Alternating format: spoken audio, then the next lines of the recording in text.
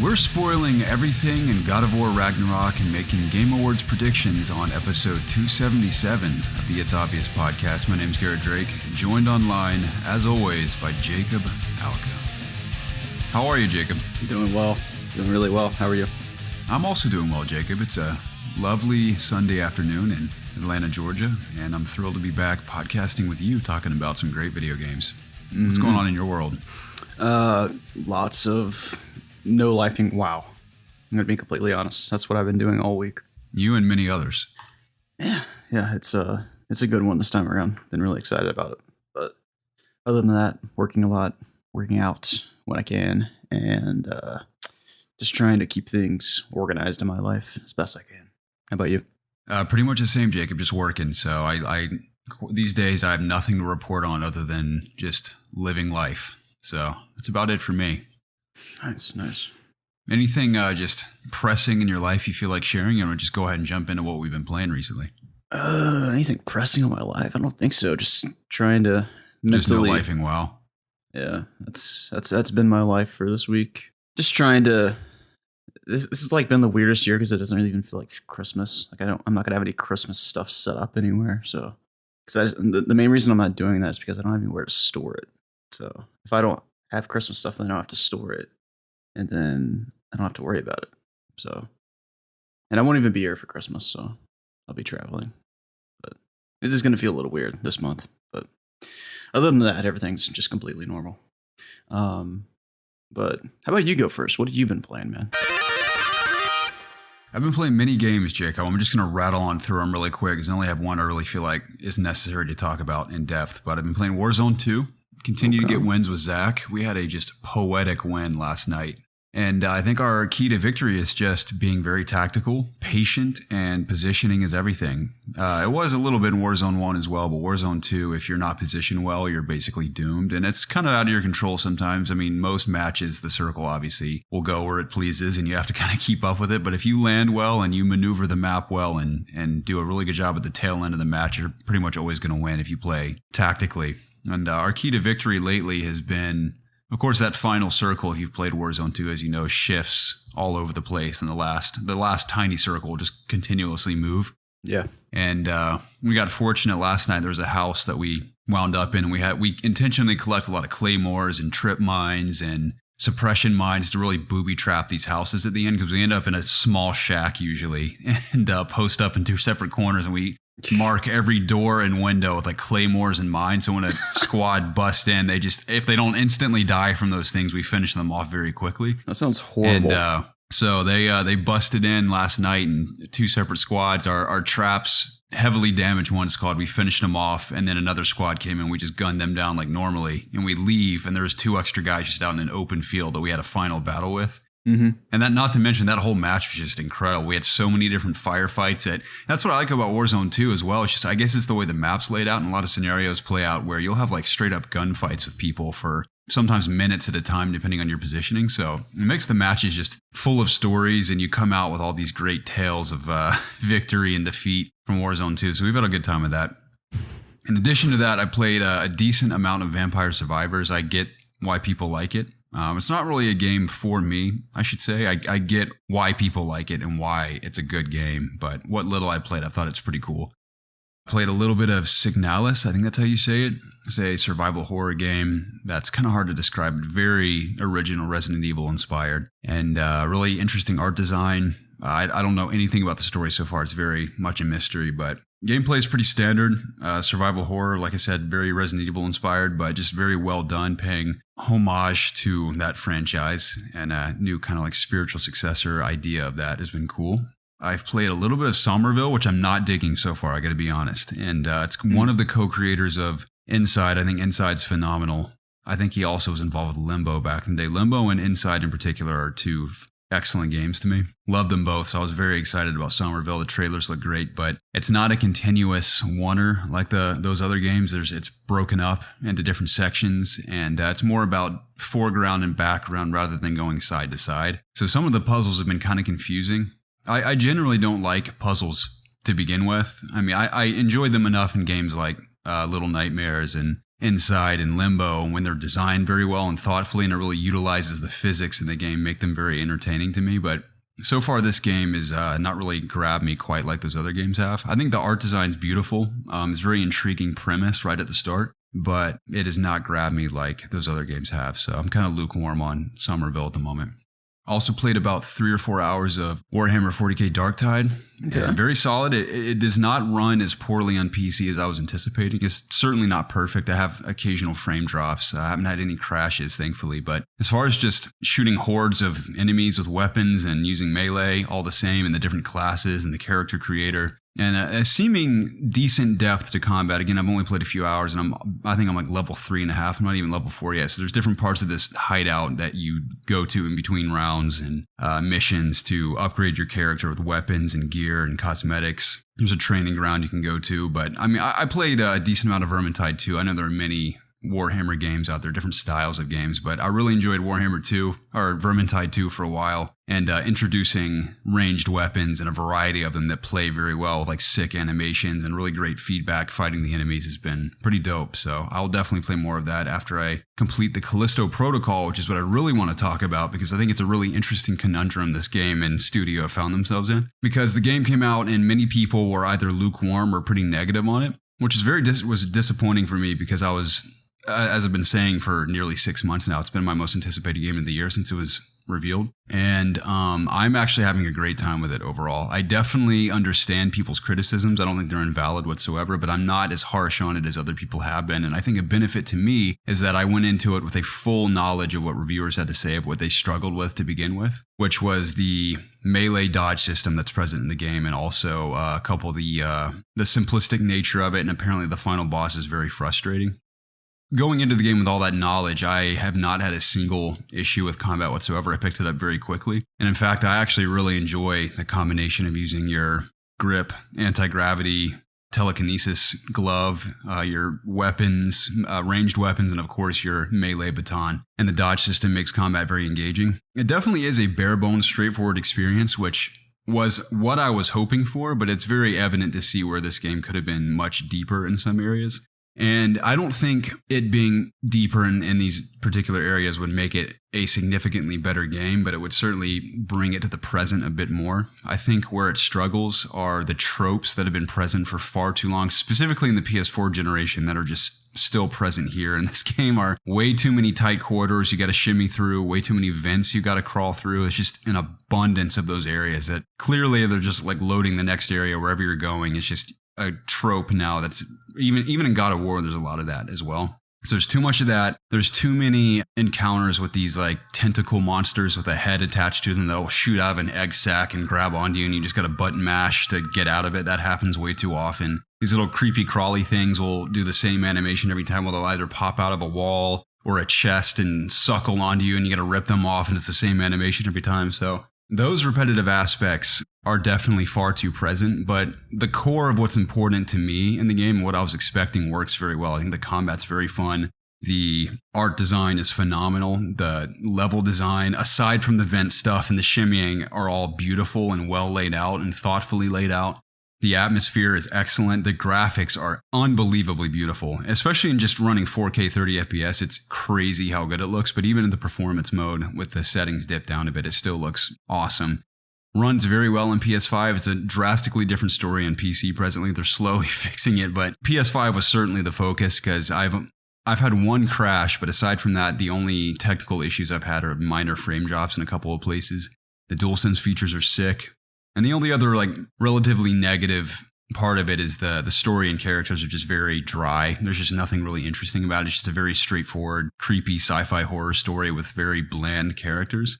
Doesn't take me out of it. It's very standard. It doesn't really ruin my fun, but I think about games like Dead Space as well and other survival horror games. It's rare for them to have like a really engaging story full of awesome characters. And I think that's even more present because everyone who reviewed this game, and even me playing it now, I just came off of God of War Ragnarok, where the game is its strongest aspect, or its story and characters. So that night and day difference, even though they're extremely different gameplay experiences, having characters in the story like that held up against something like Callisto that's coming out right after it makes it even more present.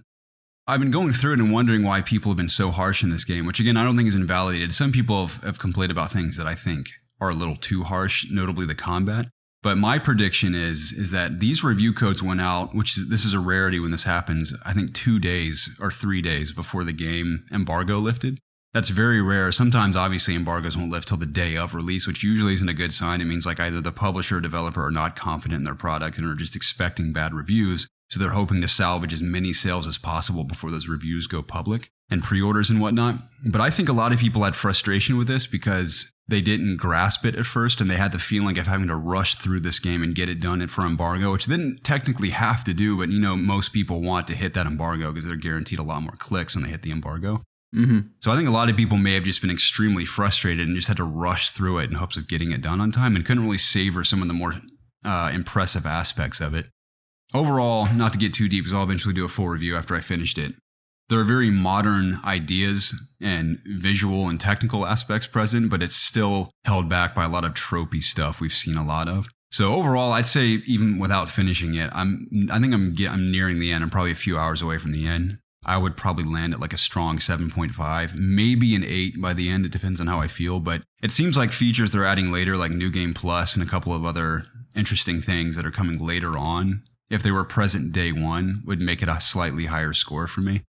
I think it's just kind of caught in between generations in terms of just the gameplay experience, which it doesn't make it a bad game to me. It just makes it feel slightly dated. But overall, I've had a very good time with it. And even last night, I was just like itching to get back to it because I've had a lot of fun with it so far. So it is not exactly everything I was hoping it would be for the most part, but it's still a great time. And if you like survival horror, if you like the idea of that mix of combat balancing resources and your ranged weapons, and I didn't even mention the upgrade system is very simple as well, but also very satisfying.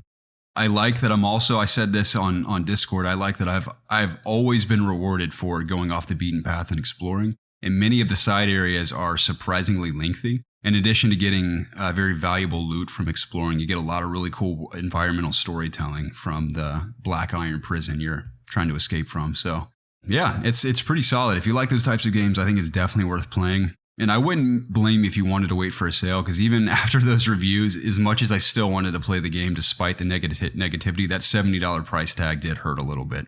I don't regret my purchase, though. I've had a great time with it, so I do recommend people play it if you have any interest in those games whatsoever. That's all I've been playing, Jacob. Nice, man. So what do you got on the docket? What have you been playing? I've been playing 3 things, basically, since the last time we spoke. The first of which being I picked up Pokemon Scarlet for my travels up to Illinois for Thanksgiving. It's funny, we tried to record a podcast before Thanksgiving, and then it kind of just got corrupted, the audio files, so it didn't actually end up coming out, but in that episode, I was kind of like just sort of low-key bashing Pokemon just because of all the performance issues it's been having and all the just glitches people are experiencing while playing the game, which is completely terrible and Game Freak, that shouldn't be happening. And I don't know if that's whether it's Game Freak's problem or if it's Nintendo's hardware problem. I don't know if it's both, but it's kind of indefensible. It's been weeks since the game has been out and there's still performance issues. Things are still popping in and out of the screen. Graphics are loading late. When you walk into areas, like it's really bad. Those are the negatives. Other than that, the game is really, really fun. It's basically just a big open world Pokemon, even more so than Pokemon Arceus was, because this is a traditional Pokemon game. It's not like Arceus where it's, Arceus was just like a completely different style of Pokemon game. This is just, you still have your 8 gym leaders. Basically, there's 3 different paths that you can go on during the game, and you can do them all at the same time. It's like 3 quests. Like the first quest is to go take out 8 gym leaders. The second one is to deal with Team Star, which is like the Team Rocket equivalent in this game. And there's basically around the map, there's I think there's 4 or 5 different bases that they have, and you have to go into their bases and infiltrate them and beat the boss, basically. So that's kind of cool. Then the third quest style thing is there are these like Titans, or they're like these ancient Titan Pokemon that control elements or something that exist in the world, and you have to go and take care of them because they're causing a disturbance. And every time you take one of those out, they will give a power to your rideable Pokemon, which is the legendary in this game. The legendaries you can just ride as a motorcycle, which is pretty cool. Well, they're not really motorcycles, but they have like wheels on their necks, but they're just regular rideable Pokemon, but they look really cool. Obviously, I have the red one because I'm playing Scarlet, but the more that you beat those Titans, the more like that you unlock. Like the first one I beat, I got the ability to swim. The second one, I could sprint. The third one, I can glide. So basically all of those abilities are replacing the HMs that you would traditionally get from gym leaders at the end of a gym for getting your badge. Getting more and more of those abilities, it's making it even more fun to explore the world. You can access areas that you couldn't previously.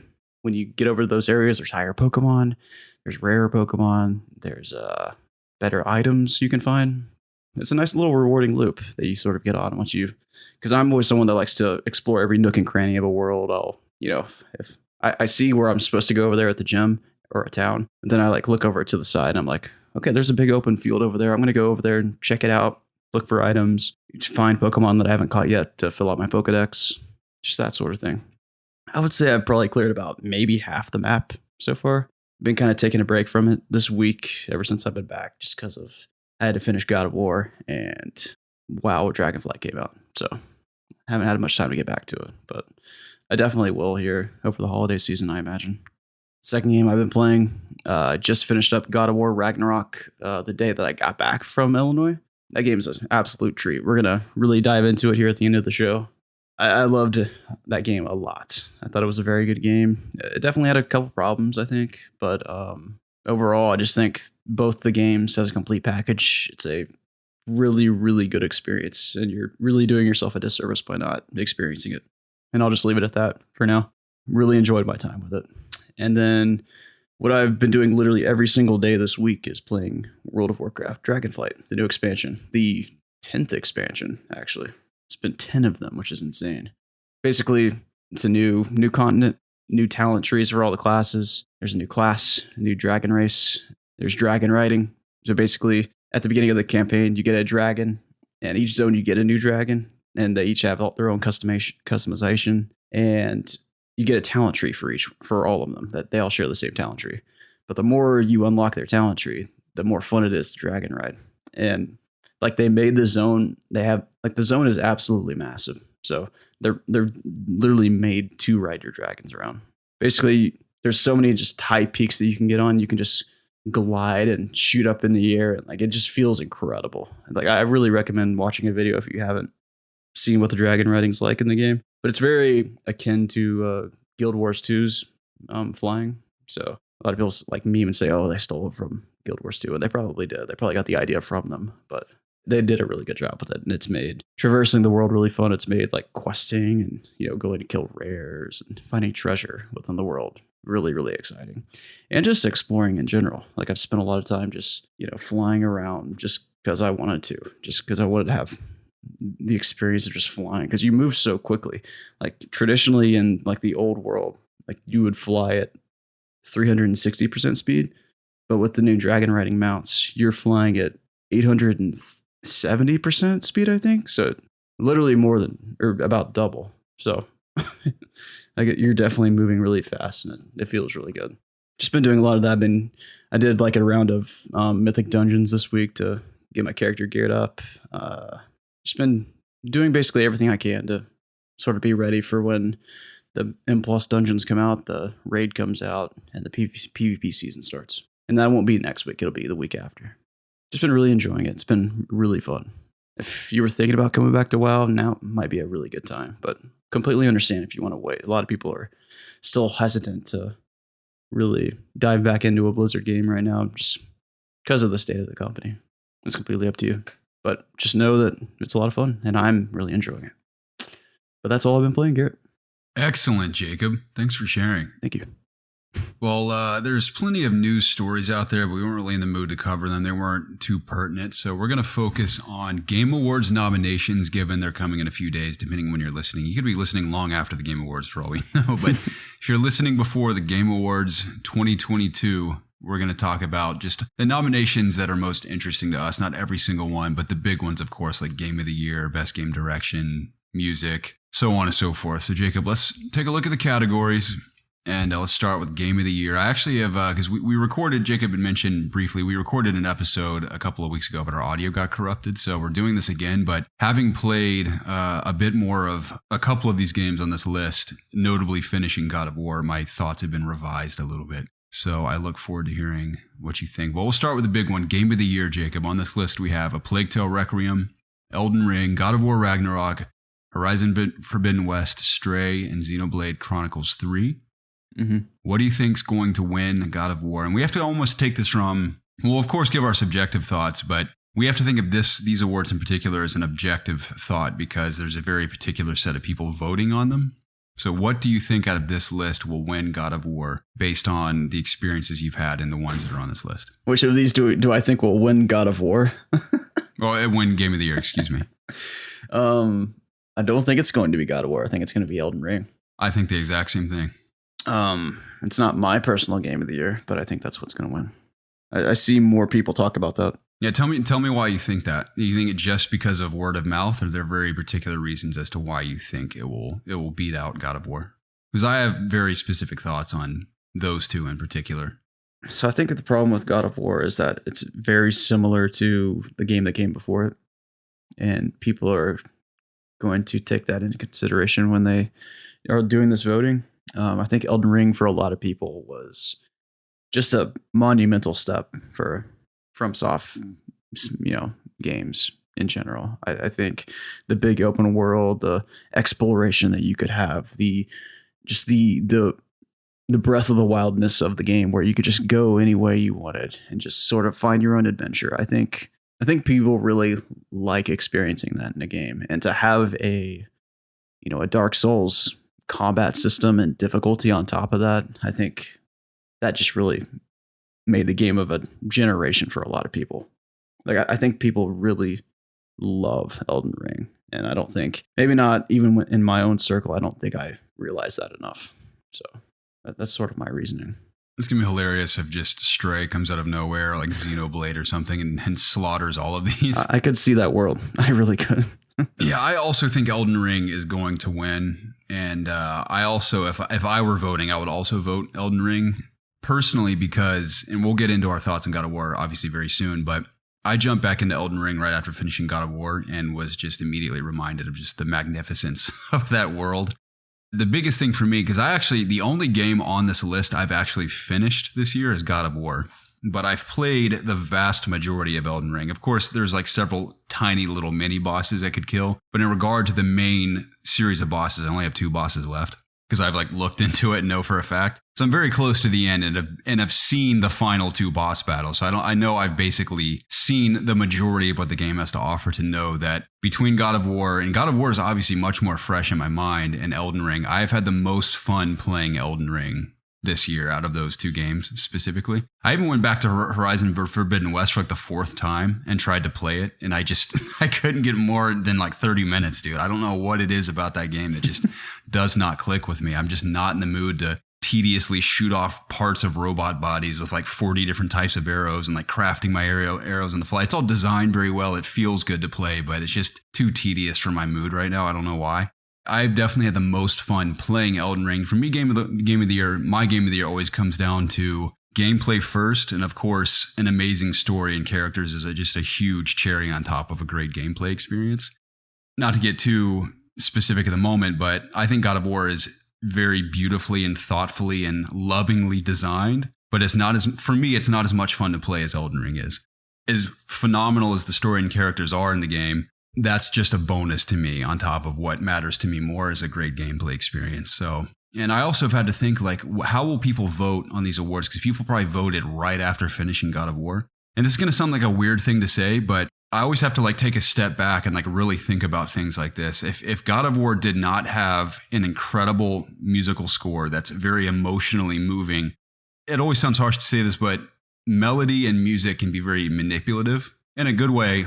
It will sway you emotionally. Like, imagine God of War if it didn't have Barrett McCreary's music and it just had like something very bland and not memorable. It like wouldn't have the same effect. Yeah. So that's a big part of it. And also the story and characters can really emotionally move you in a way. And I'm not saying it would deceive anyone, but it could almost be a distraction from, for me personally, what matters more to me is it gameplay or story. And I love a good story and characters, but gameplay matters to me more. So that's when I had to take a step back and analyze God of War. Although the story is a very important aspect of it, if I'm just looking at gameplay, what did I have the most fun with? It was Elden Ring.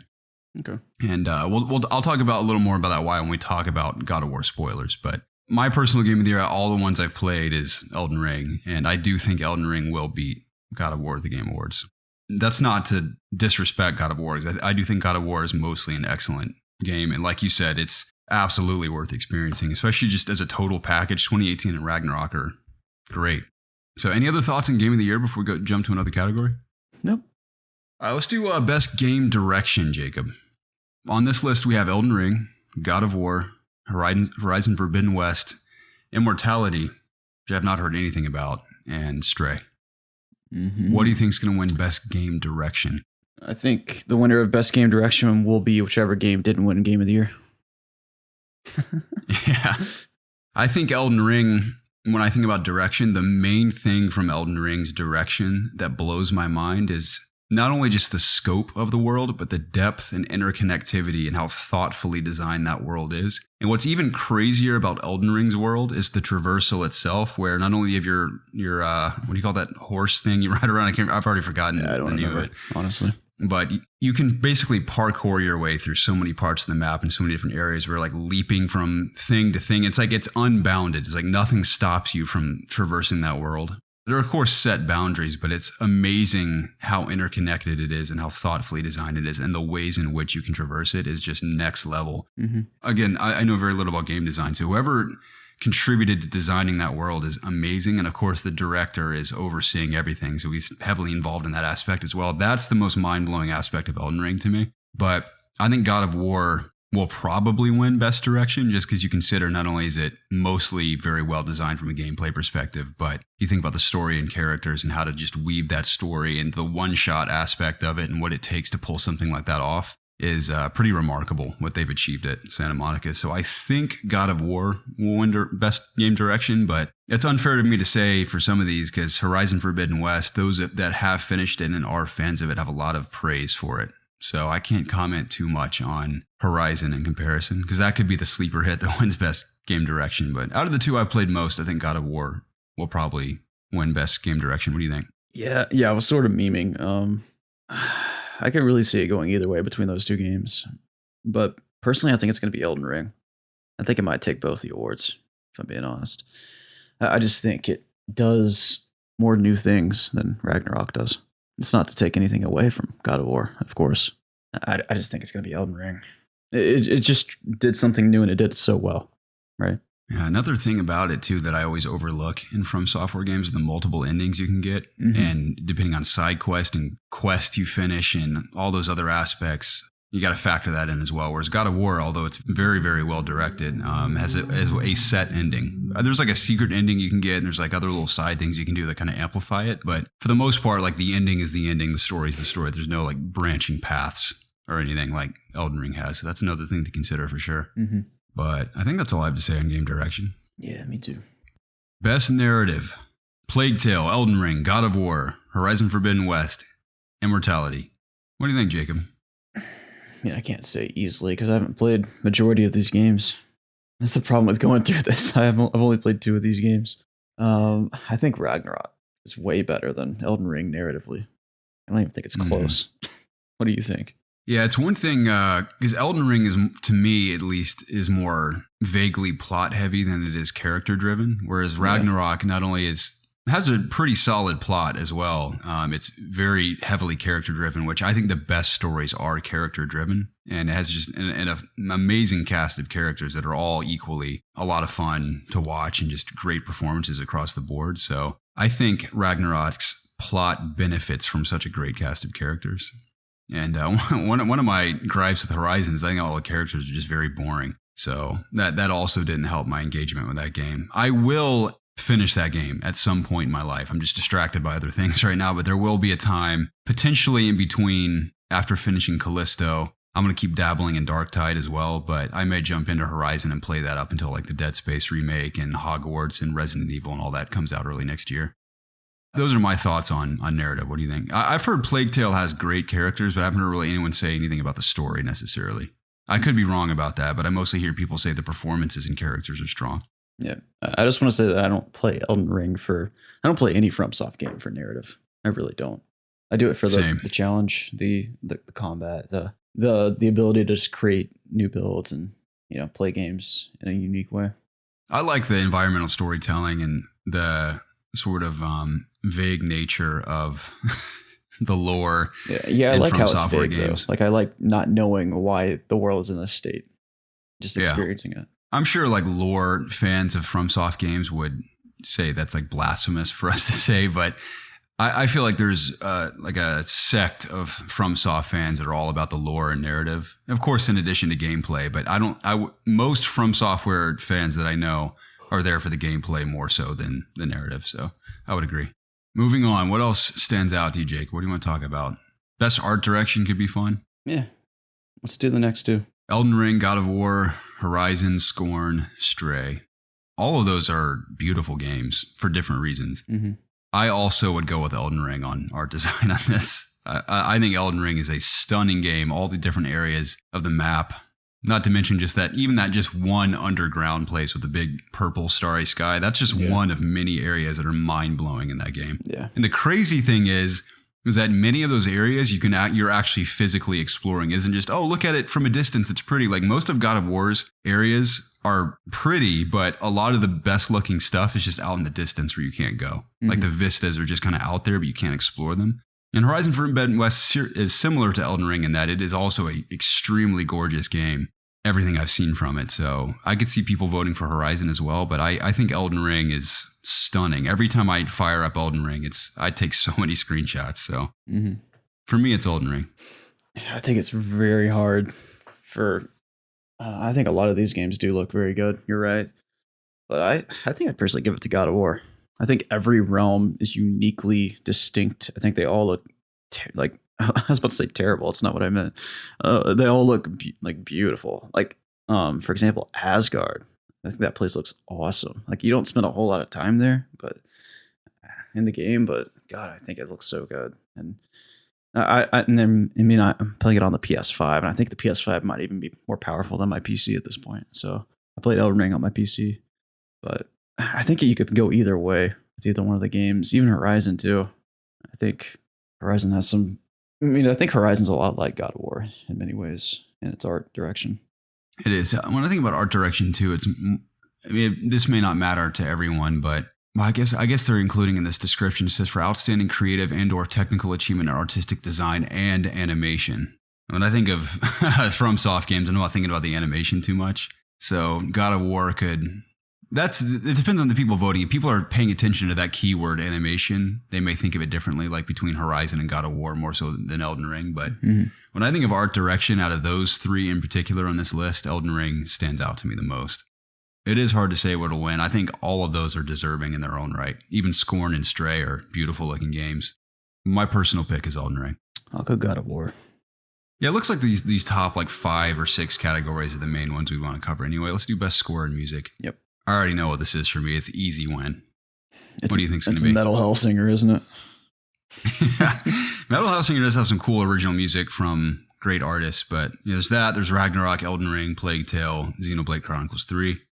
I think it's obviously God of War because the music is not only incredible from Bear McCreary, but it so heavily complements the narrative and characters, like characters with their own themes and the recurring themes and the evolution of themes from 2018 and the new music. Not to mention the collaboration they did with Hozier. So everything about the music drastically complements the game versus just kind of being there. And Elden Ring's music and FromSoft music in general is always incredible, but there aren't really any themes that are memorable to me. I just know it's very epic and orchestral, whereas God of War, I can instantly think of melodies and themes that associate with certain characters and story beats. That's what sets movie scores and game soundtracks apart, are soundtracks that complement everything else that's a part of the game versus just being good music for the sake of good music. Yeah. I'm with you. I think Elden Ring just had so many great musical moments. Like every key event that happened in the game, I can almost picture like the orchestral like soundtrack that was going along with it.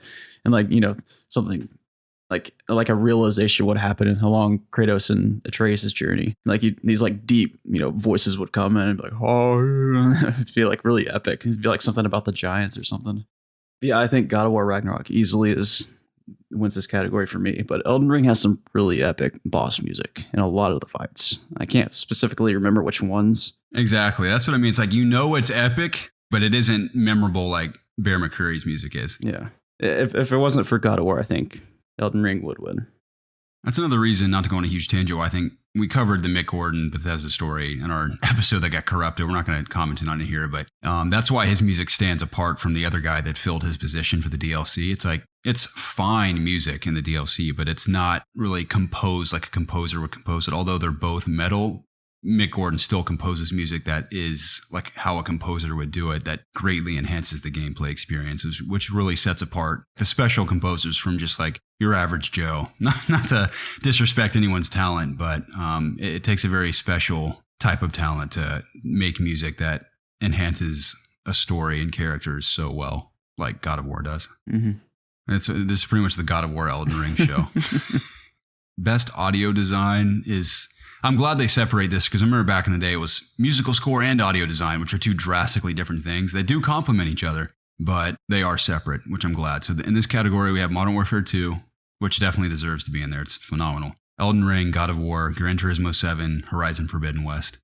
This one's a toss-up for me, dude, because out of all the games I've played, again, great audio. Haven't played Gran Turismo, but I'm assuming it's just excellent car audio design. Horizon Forbidden West, you got to consider the world they're in with like the robotics meets the tribes and how the robots sound and all the mechanical parts is a very interesting soundscape. Call of Duty generally has always had good audio, but Modern Warfare 2019 and Modern Warfare 2 in particular are truly excellent. Elden Ring is pretty standard for me.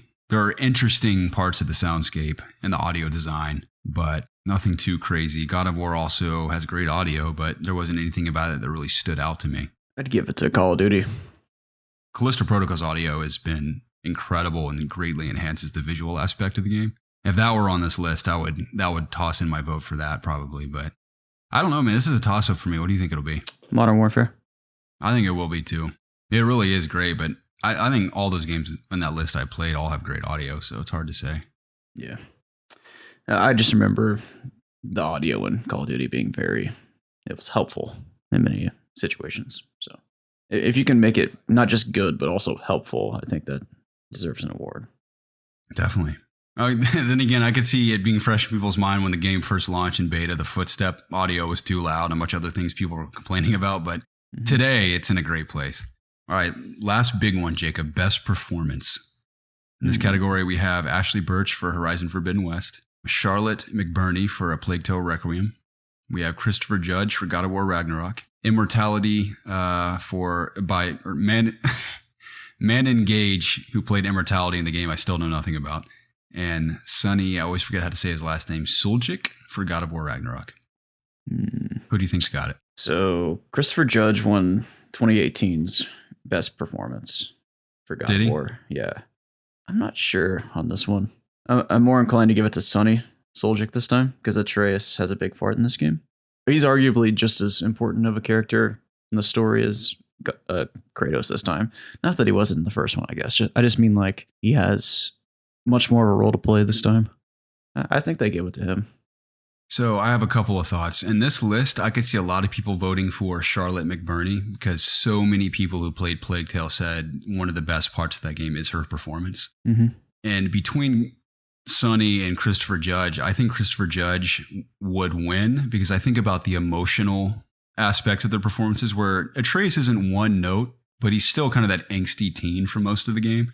He definitely has some more emotional moments, but Christopher Judge and Ragnarok especially went plus ultra with his performance because he's even more emotional depth than he did in the first game. Like it's more subtle in 2018, but it's a bit more overt. Like I think at the moment when we'll jump into just slight spoilers here before we get into the spoiler talk. But that moment where Atreus kind of does that callback in the story where he's like, "Don't be sorry, Father, be better," and Christopher Judge gives him that smile. You think about the very end when Christopher Judge reacts to the mural he sees. Moments like that are much deeper than what he did in 2018. And those, in regard to Kratos and Atreus, Kratos stands out to me more from the main story. But something I'm kind of disappointed about is that there are amazing performances from many people in that game. And I'm thinking about Thor in particular. I'll have to look up the guy's name. The guy who plays Thor killed it, dude. I thought Thor was an incredible performance. Yeah. I mean, they even thought Odin was very interesting, Odin was which I'm great. excited to talk about.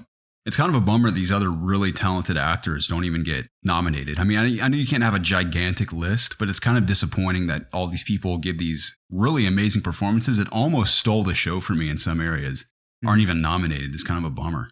Yeah. So, but I'm sure a lot of people recognize their performances. And Ashley Birch is very talented. She's great as Aloy. Aloy is a cool character, but I've not played enough of Forbidden West to really comment on her full performance. So I think Christopher Judge out of that list will probably win, but I wouldn't be surprised if Charlotte won as well. Mm-hmm. And I feel bad because I don't know. I got to look into this Immortality game because it's been nominated in a lot of categories and I have not heard anything about it. Uh-oh. Yeah, I haven't either. I'm going to be completely honest here. Any other things I want to do? Let's see. Yeah, any other categories that stand out to you, Jacob? You want to do best multiplayer? Oh, man, best action game, best action adventure. That could be fun, too. I still don't see multiplayer. Am I blind? Third row. Oh, that's the fourth row for me. What? Yeah, I think it's because the orientation of my page to see you and my list at the same time is shaped differently. Best multiplayer. Modern Warfare 2, Multiverses, Overwatch 2, Splatoon 3, Teenage Mutant Ninja Turtles, Shredder's Revenge. What do you think, Jacob? I have no clue. I think Call of Duty's best multiplayer out of those. I've only played Overwatch 2 and Modern Warfare 2 on that list, but in Overwatch 2, I've had a ton of fun with that game playing it, but it's a very, in my experience, a slight evolution. Actually, in some ways, drastic evolution from Overwatch 1, but it isn't night and day different. And Call of Duty, I think about how excellent most multiplayer has been, but 2019 and Modern Warfare 2, not just how well designed it is, but the variety of multiplayer modes present in Modern Warfare 2 is something to consider because there's just a lot of different ways to experience that multiplayer. Yeah, I think you give it to Call of Duty. I don't think it's close. I think action and action adventure could be too, and best role playing that could be fun too. Let's do role playing since you play more of those than I do, but I play enough to say something. I can only comment on one of these actually. In this list we have Elden Ring. Is it Live Alive? Live Alive? I don't know what that is. Square Enix game. Pokemon Legends Arceus, Triangle Strategy from Square Enix, and Xenoblade Chronicles 3. So, best role-playing game. I mean, I think you have to give this to Elden Ring. The only other game I played on this list is Pokemon Arceus, and it is a very good game. It definitely has its faults, but it achieves what really no other Pokemon game did up until that time, and that was exploring a wide open world, going on just catching Pokemon that are just wandering around. Like, you don't have to walk around in grass to like have a random spawn appear. Like, you walk around, you see the sprites of Pokemon walking around. And that's what people have always wanted. So I think that game was monumental, obviously, in the creation of Pokemon Scarlet and Violet. But also I just think it took a step further in what Pokemon really needs to be to, make that next step and evolve as a franchise. So I really think it's going to be Elden Ring, just because I think it's a better role-playing game in general.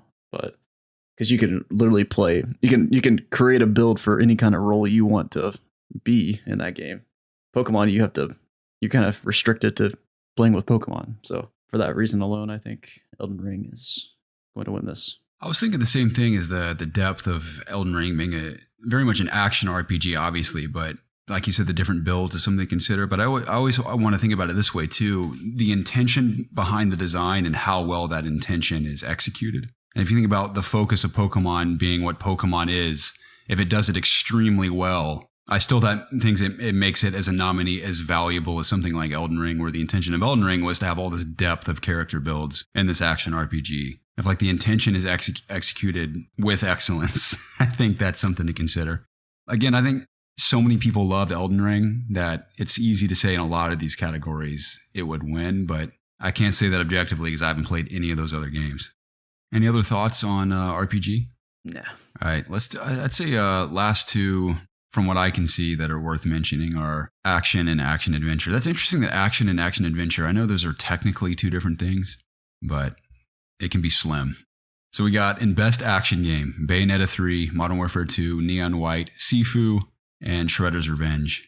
This one's tough, man. I could see I think more people, it sounded like, played Sifu than Bayonetta 3, but I think the two that I would suspect get the most votes are Bayonetta and Sifu. What do you think? I don't know. I only played one of these games, so. I wish there was a shooter category. I guess we didn't get that many shooters this year. Like if we were to vote at the turn of the year for shooters this year, I'm thinking we have Dark Tide, we have Call of Duty, we have Metal Hellsinger. There was a few that came out this year that are notable, 2. but Overwatch 2. So if I had to guess, the ones getting the most votes are Sifu and Bayonetta. I'm going to go with Sifu, I think will win. Okay, best action adventure. Plague Tale, Ragnarok, Forbidden West, Stray, and Tunic. This can be tough too, man. Like I said, people who have played all the way through Forbidden West have a lot of good things to say about it. Ragnarok's combat, for me, most, not all of the world traversal is really solid. The reason I couldn't get into the first Plague Tale is because I thought it was very boring to play. It was just too vanilla for me. There were some interesting ideas, like the rats and the puzzle solving and stuff, but I thought the stealth and action was like pretty weak. And I haven't heard too many people praise the gameplay in Plague Tale in particular. So I think the two big ones are Ragnarok and Forbidden West. That's tough, man. That's really hard to say. I think Horizon could beat God of War in Best Action Adventure. I think Horizon will probably win, but I think, or God of War, honestly. Either one of those could win. But I think Stray could sleeper take this one. I think it's a unique perspective to play a game from a cat's point of view, and the way you could solve puzzles in that game's fun. I think Stray deserves some kind of an award. I just don't know what it is. It deserves something. There's a lot of unique aspects about that game. I haven't played it, obviously, but I've heard a lot of good things from Preston. I think it'll win something it's categorized in, but I haven't ever seen that game. When I've looked at it, it doesn't look like an action adventure game to me. So I'm surprised it's actually in that category. Did you watch it? Did you play it? No. I've watched videos of it though. I'm going to play it. It's on my backlog. Well, Jacob, are there any other categories you feel like are worth covering while we're here? Nah, I think we've pretty much exhausted this list. Sweet. Well, I'm excited for the awards. I'll actually be out of town during the show. I don't know if I'll get to watch it, but of course keep up on Twitter. So I always look forward to the Game Awards. I know there are apparently a lot of cool, if not reveals, showcases at this Game Awards like there normally are. Jeff Keighley has also recently announced that the show will be a bit shorter, which I'm happy to hear. The less fluff in anything is better for me. Mm-hmm. I have a lot to say about fluff and Ragnarok, but it'll be a shorter show, and rumors are that Naughty Dog will show something. I'm hoping it's factions, like a little bit of gameplay or like a teaser of gameplay, because I know they said we'll see more next year, but they changed their logo on Twitter to like a snowy Naughty Dog logo or an icy Naughty Dog logo. I'm not sure exactly what that means. Maybe it's a new IP they're revealing.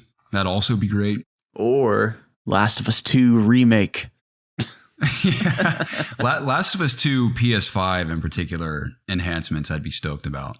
Because I replayed it on PS5, but the PS4 version, and it was in 60 FPS, and it was still gorgeous and played phenomenally. But after playing part one looks even better than part 2 now with the remake. So I'd like to see something like that. I think it was definitely not true, but someone came up with the rumor that there'd be a sequel to Sekiro revealed at the Game Awards, but I don't know if there's any validity to that. I would love to see a tease of Spider-Man 2. Ooh. Just any like really heavy hitter console exclusive I'd like to see more of. Like obviously Xbox is taking forever to put out exclusive games, but whether it's Redfall or it's Starfield, something from Xbox would be nice as well. Love to see Dragon Age. I keep forgetting they're working on Dragon Age and Mass Effect over there and BioWare. Or what's that other game from Microsoft? Fable? Oh yeah, it's a long time coming, man. I have zero faith in that so far.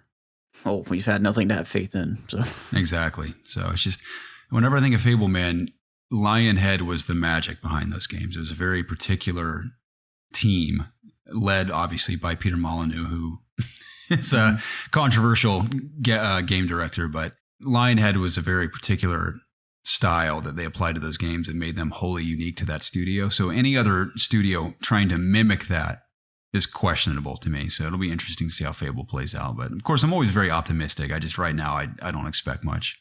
But Jacob, while we're here mentioning Naughty Dog, before we move on to our God of War spoiler talk, did you see the latest trailer for The Last of Us show? No, I don't think so. Great trailer. You actually get a lot of Ellie in it. Ellie speaking, Ellie acting, and she actually looks like she embodies the character of Ellie, which is awesome. That's good news.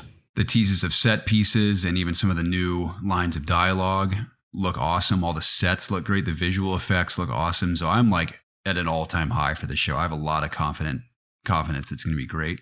Nice. And So I'm like happy I to said hear. before, all I'm hoping is that it isn't, and they've openly said this, it is not a beat-for-beat remake of the game, which I'm so happy to hear. I want the story to have surprises, and I also want there to be more nuance in Ellie and Joel's performances from Pedro and Bella Ramsey. So, which it looks like we're going to get that. So I'm very stoked for the show. I have a lot of high hopes for it, and I think it looks great. Yeah, that's awesome, dude. I'm going to watch it. So Jacob and I did spoil a couple of minor aspects of Ragnarok already, but if that didn't bother you, and if you've not finished Ragnarok just yet, and you'd rather hold off on our thoughts and the spoilers in the game, you can skip over this with the timestamps provided in the description of whatever service you're listening on, be it YouTube, Spotify, Apple, Google, anything. The timestamps are in the description, and you can jump ahead to AskIOG so you don't get spoiled. With that out of the way, Jacob, we have both played Ragnarok. I have not 100% completed it, but I have done a lot of the post-game stuff to have thoughts on that as well. But we will start with what I believe to be the strongest aspect of both games, honestly, is the narrative and the characters. For Ragnarok in particular, Jacob, how do you feel about the story that Santa Monica has closed out the Norse saga with these characters? I think the story is very good. From the very beginning, when Kratos and Atreus set out on their journey, you know, they had a goal of, in the first game, getting to the highest peak. I don't know if it had a name, but the highest peak in the lands to throw their mother's ashes. So that whole journey was very satisfying. They accomplished that goal. They go back home. I mean, they have the realization that Atreus is Loki. This whole next game, they spend the whole game sort of learning what the prophecy is saying is going to happen, and then sort of witnessing that happen basically to the T. Maybe not exactly how they thought it would happen, but it does happen. Maybe some ways it doesn't. I'm having trouble remembering, but after the story was resolved, Kratos walks up a little hill and he sees another one of those little, whatever they're called, prophecies, and he realized he just has a moment of I don't even know what I'm trying to say. He's just the game is it's very satisfying. Just going from point A all the way till the end of this game, and just sort of the journey that they go on. Basically, it's in this game you spend a lot more time traveling to different realms. I feel like Atreus and Kratos spend a lot more time going on separate journeys and growing as two individuals, as opposed to just having a father-son relationship the whole game, which is it was nice seeing how they sort of handle things on their own. I mean, obviously Kratos could do it. He's been doing this for a long time, but sort of seeing like Atreus go out and have his own little mini adventures and have his whole relationship with Odin and form bonds with people in Asgard. Just the whole journey that both of them went on, and sort of the narrative crafted around that was really well done, I think, in this game. Many great characters, many great places to go. What are your thoughts, Garrett? I think God of War Ragnarok is one of those rare experiences where it's almost perfectly rides the line of what people want in a sequel, where there's a lot of familiarity, but there's also some surprises in there that not many people would expect that are pulled off very well, which is very hard to do. I think it both struggles and benefits from that, but I think it mostly benefits. I think, like we've kind of talked about in this podcast already, the cast of characters is very strong across the board. I wouldn't even say there's really any weak characters. There are some that are less interesting than others, but I think for the most part, everyone's really well written and performed. Mm-hmm. And I think Christopher Judge's arc is the most interesting, and it helps that he has his, like you mentioned, his tremendous past from the Greek saga. And I think his main arc, of course, his arc in the first game was, actually being a father to Atreus rather than just like his leader, calling him boy, finally calls him son. So they're obviously much closer in this game. They don't really have a falling out in this game, but they have that classic angsty teenager runs away from home and like Kratos is struggling to like guide him. The one time he calls him boy, he runs off. Yeah. Their arc of growing to fully trust each other and not hide anything whatsoever from each other by the end of the game is very well done and well paced. And I think the big arc for Kratos was, his whole life he's been recognized as a monster. Even his big moment, bringing out the blades of chaos from the floorboards and that vision of Athena being like, "You'll always be a monster." He's like, "Yeah, well, I'm your monster no longer." Mm-hmm. And that theme is explored throughout this game, because even when and I love the opening of the game, again, very reminiscent of 2018, but even more interesting as Odin and Thor just show up to sit down and have a chat. Yeah, that's what I love about.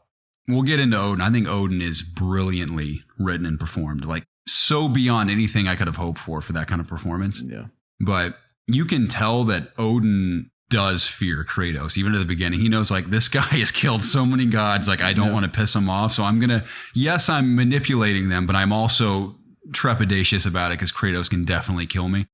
I like that everyone still recognizes Kratos. Like, even Thor's taunting Kratos at the beginning. Thor technically kills Kratos at the beginning and revives him. Yeah. So he's like, "Oh, I have your blood oath," or whatever, but he's taunting him the whole time, like, "Oh, you're the god killer, you're the monster, this is all you've got, blah, blah, blah, blah, blah." And then you think about later, and we'll get into this too, where Heimdall in his dying breath calls Kratos a monster. And Kratos knew, like, yes, I've done a monstrous thing again, but you gave me no choice. But I think his moment at the end, seeing that mural of the quote unquote true prophecy, was Kratos finally being recognized as a hero and a god worth praising, essentially, because his whole life he's been thought of as a monster.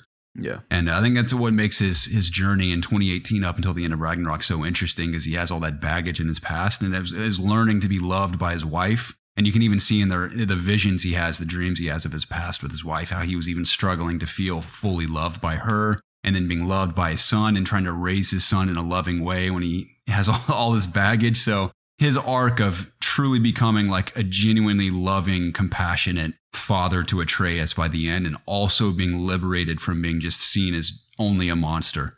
Yes, he's very powerful. He can be monstrous, but he also is a hero. Yep. Is a really, really well written and performed journey for Kratos, which makes him, I think, the most interesting. And that's why I also think he'll win Best Performance at the Game Awards. Mm-hmm. So all that was very, very well done to me.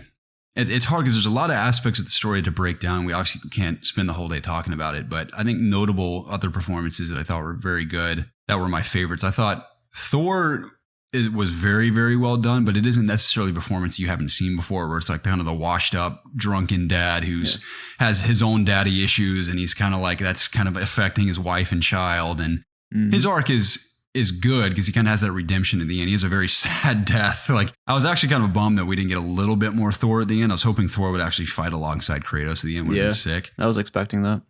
I do think his arc is very well done, but it's not necessarily anything you haven't seen before. But I thought Thor stole the show in every scene he was in. With the battle with Kratos at the beginning was so badass, was sick. Especially all the dialogue really amplified that fight, because the taunting and the things he says to Kratos are just sick. Mm-hmm. So I think another great moment with Thor's the bar fight with Atreus. Yeah. That's a great moment in the story. Yeah. Really love that. I think another performance that was almost just as good as Kratos was Odin. I think Odin was phenomenal in this game. Yeah, he was, dude. I just immediately was captivated by the vibe he gave when he first shows up. Yeah, I did not expect Odin to be like this in this game at all. I thought it was going to be a lot more like Zeus from, God of War 3. That's what I meant by like surprising people in a good way, because I also was expecting to be all like, "I'm Zeus," and like, "You've pissed me off, I'm going to kill you." Like, so much more nuance and like grounded human nature. Just more human. Everyone has personality. Yeah. Everyone's, the thing about these two games, everything just feels more just down to earth in this realm, as opposed to like the Greek one, which is great. It provides more of a storytelling devices, I think. Odin the thing I loved about Odin when Atreus first went there is Odin was the father that Kratos wasn't ready to be yet, or that he couldn't be yet. And I loved seeing how just Atreus was, I don't know if looking up to him is the right word, because he didn't trust him. He said that. But that's what's cool about Odin, is that he's so manipulative, is that you almost can feel that he's tricking Atreus, but he's so good at it that it's almost convincing that, like, oh, this guy's just like the cool uncle, basically. Exactly. Yeah. It almost seemed like he actually does care about Atreus. And maybe he did. Like, maybe he wanted someone like Atreus around him all the time.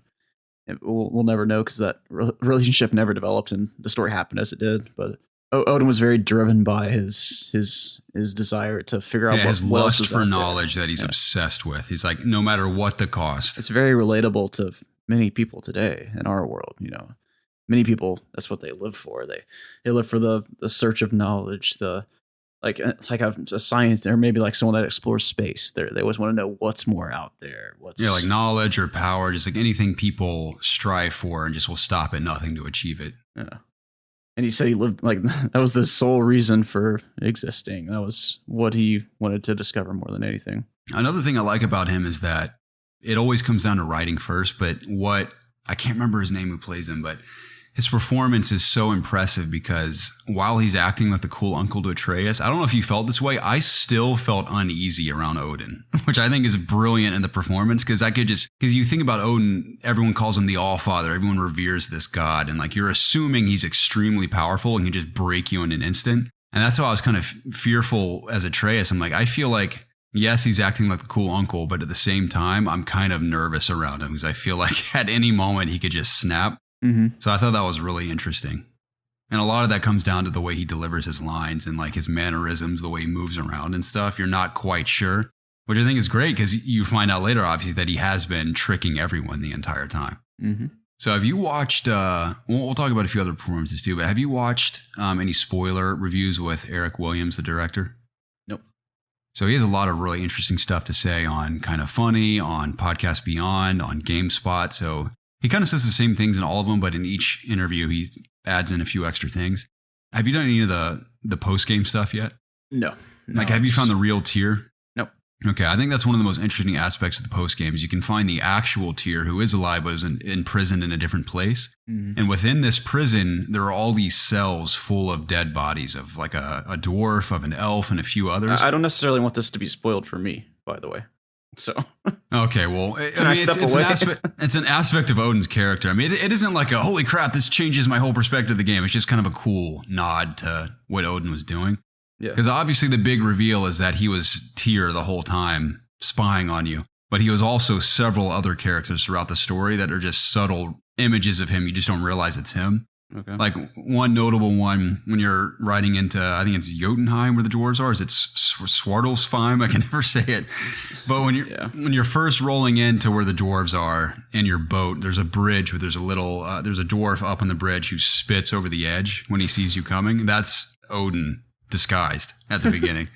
So there's like moments throughout the game where he literally watches your whole journey from start to finish. And that's kind of cool to me is that Tyr, they said they almost make it blatantly obvious the whole time that's Odin because he calls Freya Frigg, and the way he speaks, he always calls Atreus Loki, and he's always kind of on Loki's side in every scenario. Mm-hmm. He's never there present for a battle, and he always shows up after the battle's over and it's like, oh, sorry, like I just can't do this. I thought that was interesting because I didn't ever suspect it until right as Brock started to confront him. I was like, holy crap. I'm like, what is this? And then they reveal. Even at that point, I didn't realize it was Odin. On one hand, it's kind of gimmicky. It's kind of like a Sixth Sense type reveal. Like, oh, I see dead people. You've been dead the whole time. It isn't anything mind-blowing that like we haven't seen anything quite like that done before, but it was very well done because I did not suspect. We knew Odin was up to something, but I didn't expect it to be something quite like that. Yeah. So I thought that was a fun reveal. And obviously very sad that Brock dies in the process. Yeah. Yeah, Brock was great. He was a great character. Brock and Sindri both, especially Sindri, really killed it in this game.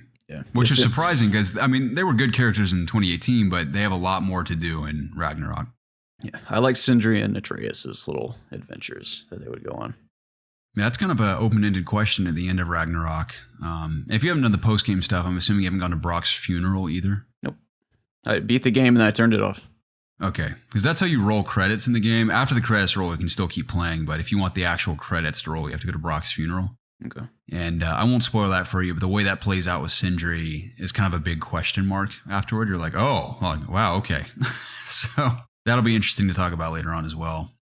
Other characters worth talking about. I thought Freya was awesome. It wasn't a drastic change for her where 1 minute she's like, I'm going to kill Kratos. And then like 3 hours later, she's like, Actually, I want to kill Odin. But I thought the main quest with her, freeing her from her bonds, obviously helped a lot because they talk a lot during that mission. But also the side quest that you can do afterward where you can kill all of the marriage vow items or whatever also contributes to that character development. So her transition from hating Kratos to siding with him works for me. Yeah. I didn't think she was the strongest character by any means, but I think her whole arc of going from hating Kratos and wanting to kill him to being able to somewhat forgive him and then put all her anger towards Odin, who's really responsible for everything, I thought it was a good arc. Yeah. What is her brother's name again? I always forget his name. Who sacrifices himself? Freyr, that's right. Yeah, I thought he was very charismatic. I thought he was a fun character. Not a whole lot of depth to him, but I thought he was very charismatic and fun to have around. Yeah. Are there any major characters we're forgetting? I think that's the most of the main cast. Now there's some others in there. The fake Tyr, I guess. But it was just Odin. I mean, we kind of talked about it. It's funny because Tyr was obviously Odin the whole time, but I also was like really liked Tyr's performance.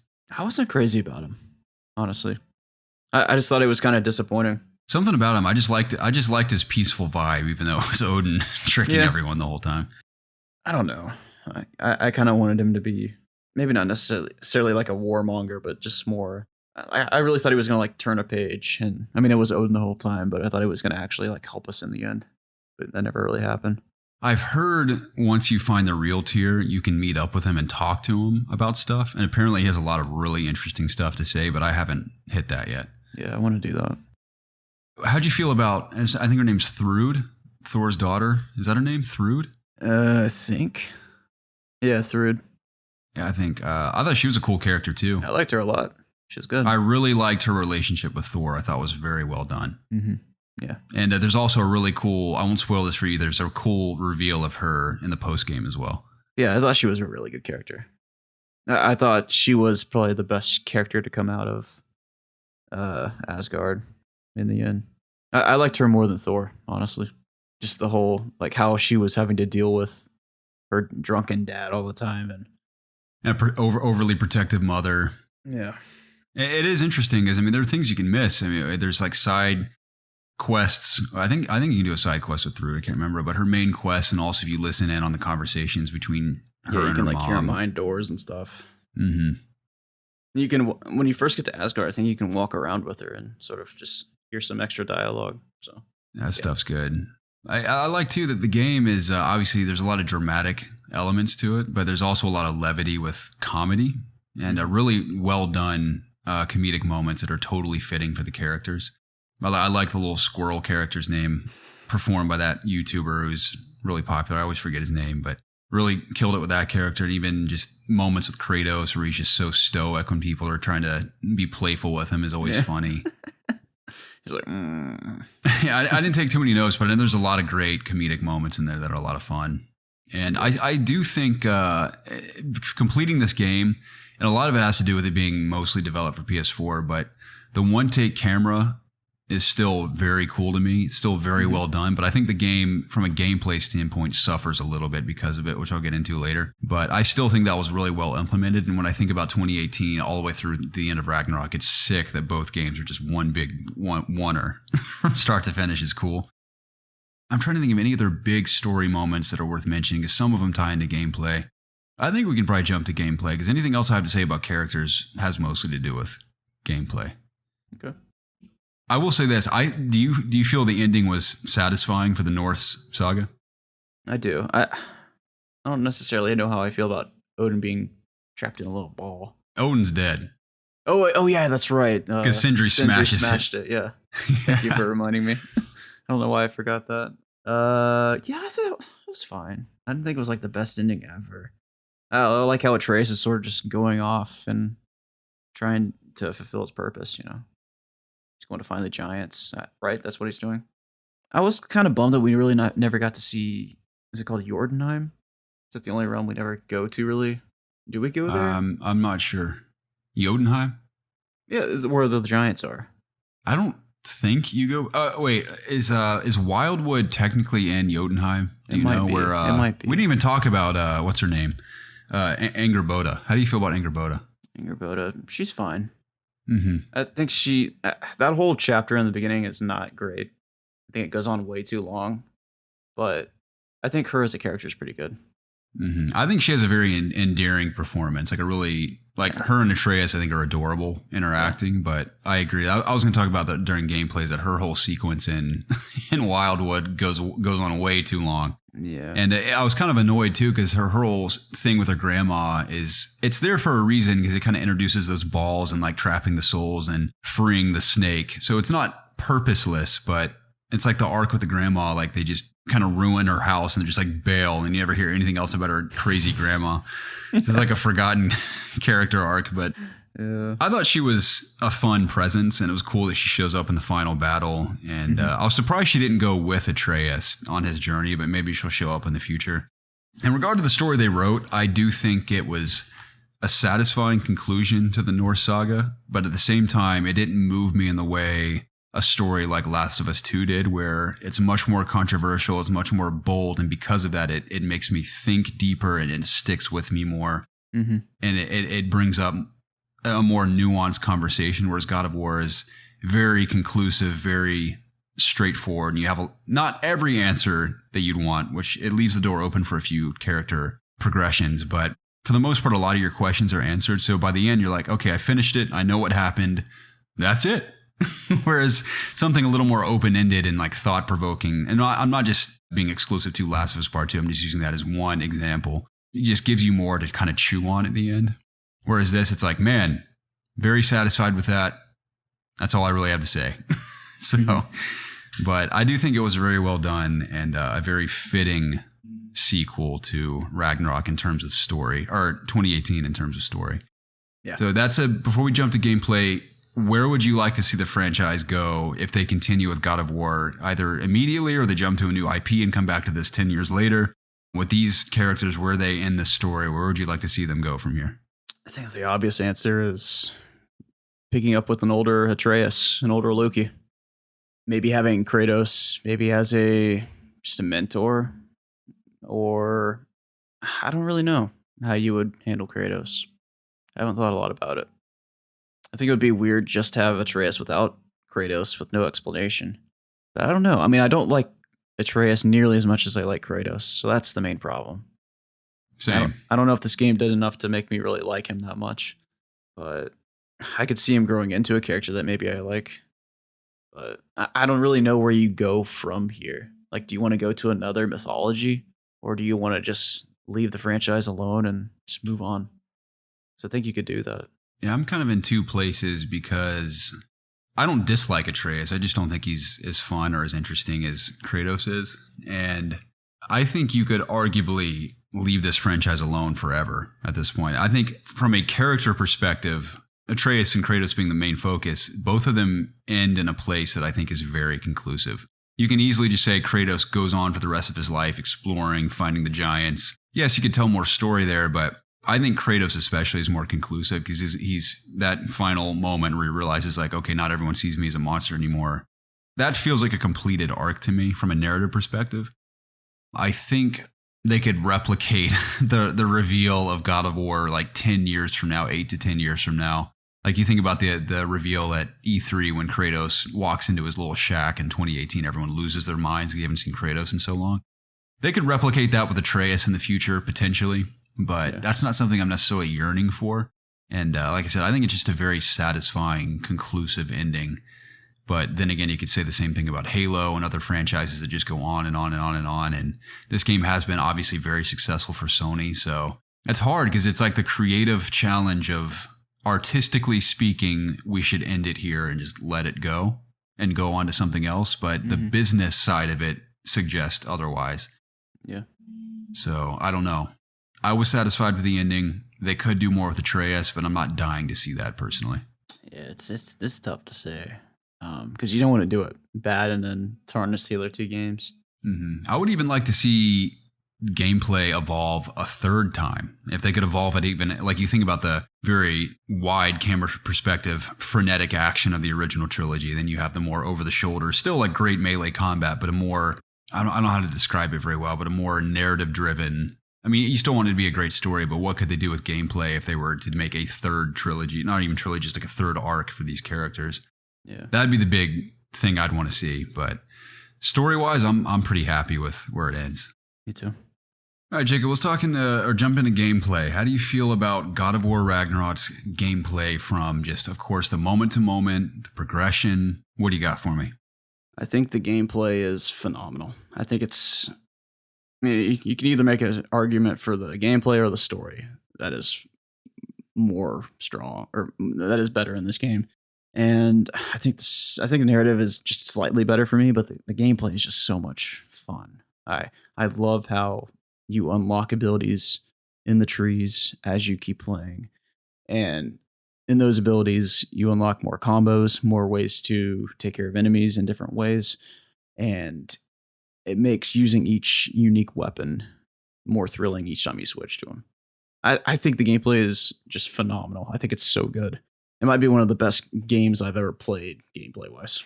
What do you think? See, I'm actually not quite there with gameplay. Interesting. The main thing I do recognize, because I kind of mentioned this in my review that not many people have seen, so I'll reiterate it here, but there's clearly so much love poured into every single detail of the game. Of course, story, but even gameplay and world design, whereas you can just tell they just loved crafting this game. And I do think it is a great gameplay experience, but there are aspects of it that reduce my enjoyment of it. And the main keyword I've used in describing my thoughts on the gameplay is fluff.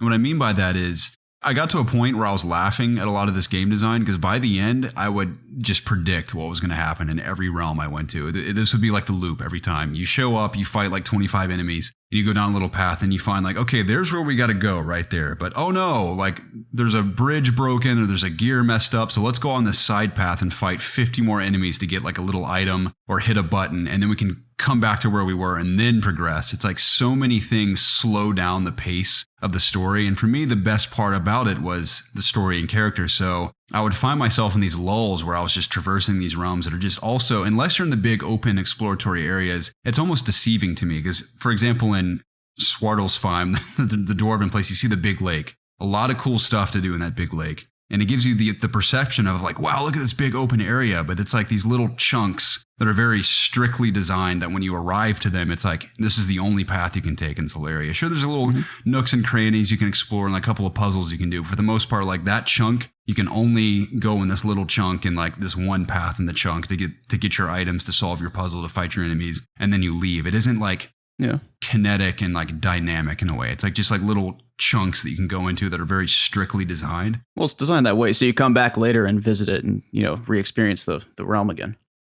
Well, yeah, that's the thing. But even when you go back to them, what I'm saying is that it's just because I don't want to compare them because it doesn't matter at this moment. That's why Elden Ring to me is a better gameplay experience because it's like just so freeing because Elden Ring is obviously an open world game. God of War is not, but God of War has open areas that just still, even when they're open, still feel very strict. Okay. That's why I didn't like exploring much in 2018 either. Like I had very little enjoyment from the exploratory part, and that's why that's probably my favorite part in 2018.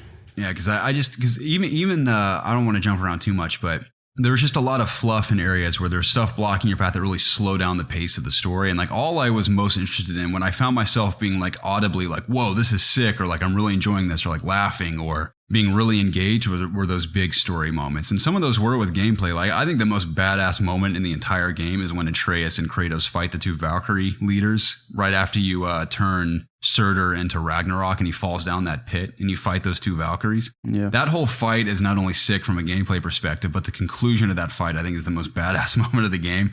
So there are moments like that really stand out to me. I'm like, that was awesome. But it's like the in-between that just like bored me after a while. And a lot of the puzzles were, again, very like thoughtfully designed. Like after completing them, there weren't too many where I was completely stumped because obviously the characters will tell you how to solve it if you don't solve it in like 30 seconds. But there were so many of them to the point where I just kind of got annoyed by it. And it's just, there was always something blocking you from progressing.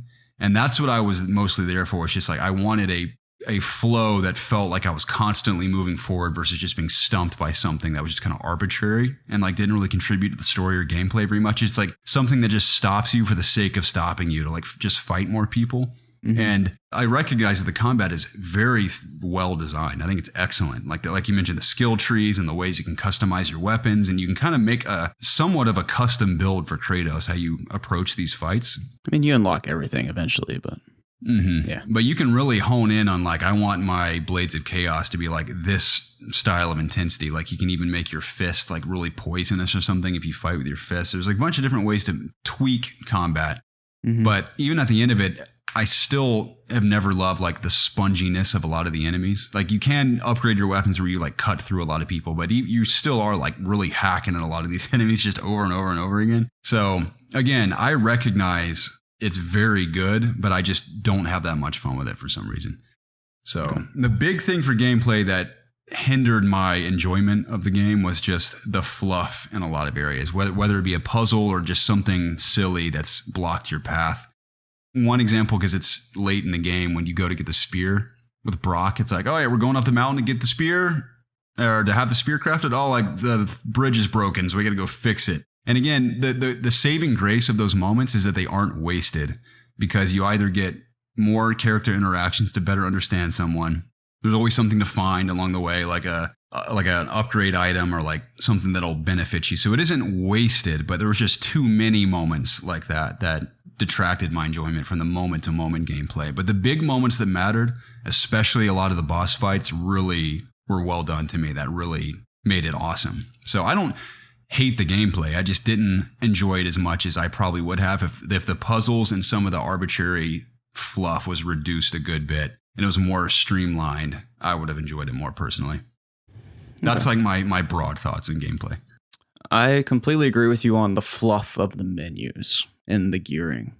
I didn't even mention that aspect. I think there are too many special items. I didn't have any problem with how the game flowed or how the enemies felt to kill, or the puzzles, or the flow of like the narrative or anything like that. I thought it was all fantastic, in my opinion. I didn't really have any problems with that. I knew going into this game, like that's what God of War is. I know that's how the first one was. Like, of course, there are some areas you can't get to. Like, and I get to look forward to going back to those later. That's part of the experience for me. But really, I want to get into the gearing and the menus. Like that stuff was. I don't know why they put all this stuff into the gearing. It's just way too much. Yeah, you got like runes and amulets and handles and different armor sets, and then they gave Freya a whole thing. A skill tree. Yeah, I can understand why Atreus has a tree, but you don't even play as Freya, so that was kind of annoying to me. Atreus was fine. He had just a few things, but to have Freya do it too, like why couldn't you just have like a skeleton copy? Like why do we have to add her too? And then Kratos has all these different things. Like it's just way too much. Like just provide like I don't know, maybe a few sets of armor, make them like aesthetically change when you upgrade them. Like it doesn't need to be this whole thing of like, I want to make a poison fist build. Like I just feel like you could argue like that makes it like a better game and it's more replayability, but like it's just way too much to the point where I got convoluted and I wouldn't even remember to upgrade things, or I wouldn't remember to use something that I had equipped that was like really underpowered because I just didn't know that I had it for some reason. It's just stuff like that. There was so much going on sometimes that it confused me. I don't know if I'm alone in that or not. No, you're not alone. I very much felt the same way. And I think it's dependent on the difficulty you played on. I actually turned it down to all the way to the easiest difficulty because I was not in the mood to be challenged. And there were still, even on the easy difficulty, some challenging moments. But I was not in the mood to be challenged because, again, I don't come to God of War for the gameplay as much as I do the story.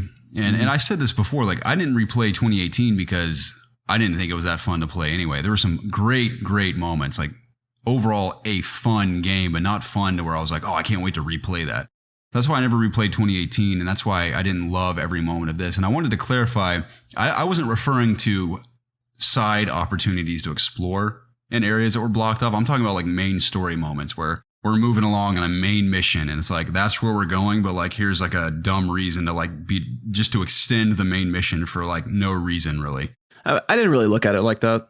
And there's just a few main missions that felt just a little too long to me, and I just got bored by the end of them. Yeah, I could see that. But they're not all of them are wasted, like we said, because you're getting a lot of character work out of all those moments. But Yeah. that's the thing for me is like, yes, for me, the strongest part of God of War is the story. But at the end of the day, I care more about the gameplay experience than I do the story. So that's why it was a little mixed for me. But again, not bad, just not my favorite gameplay experience overall. I don't know.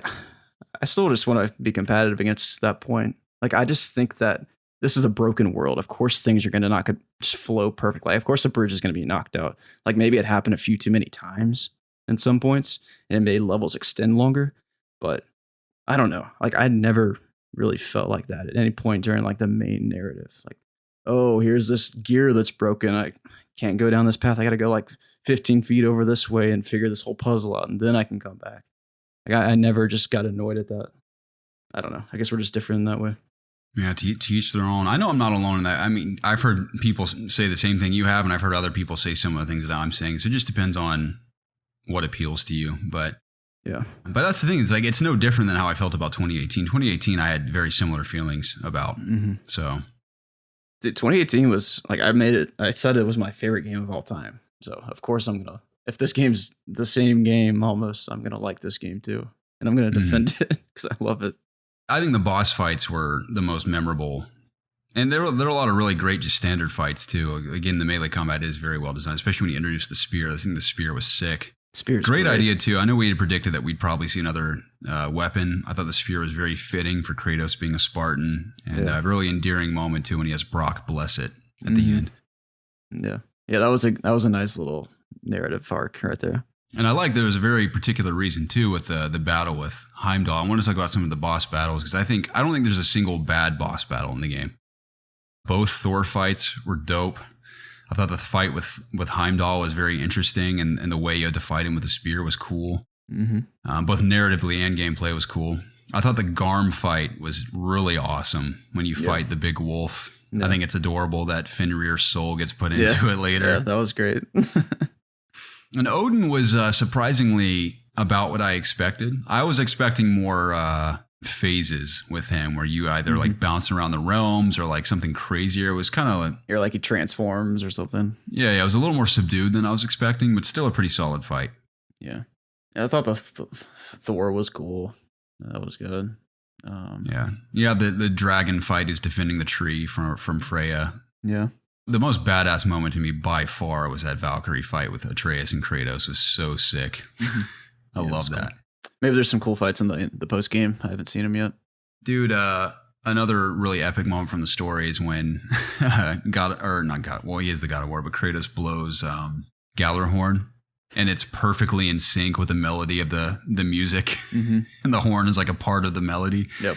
And that whole sequence where the realms open and he's like, prepare yourselves. And they just run into battle. And it's like all out war happening was so sick. I thought that whole sequence all the way through to the end was beautiful. And loved every aspect of that journey from getting to Asgard all the way through the final battle was sick. I agree. Did you do any of the Muspelheim challenges? I did not. Because again, I recognize the combat's great, but I'm not loving it at every moment. So I'm like, nah, I'm good. That was the only point that I got annoyed at the game. Was doing one of those challenges, but I didn't struggle with it for too long. Yeah. How'd you feel about playing as Atreus? I wasn't crazy about it. I thought it was suitable. Like, I didn't love it, but I didn't think it was bad at all. I was never bored as Atreus, but I definitely had way more fun as Kratos. I didn't like firing his arrows very much, but I liked using his abilities, and I liked his melee combat. I thought he had cool melee combos. That was fun. I don't know. It didn't feel necessarily great, in my opinion, but I completely understand if someone really likes it. It just didn't do it for me like Kratos does it. But Kratos is perfect. Like this whole. I mean, I think Kratos is just so fun to play compared to Atreus. It's not even close.